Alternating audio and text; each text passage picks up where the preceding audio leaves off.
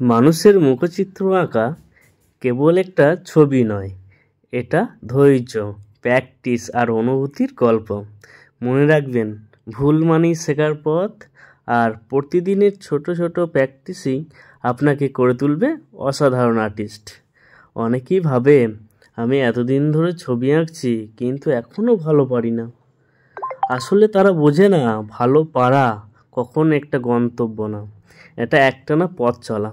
আমিও এর আগে অনেক মানুষের মুখচিত্র করতাম, ঠিকমতো আসতো না, তবু হাল ছাড়িনি, প্র্যাকটিস করে গেছি।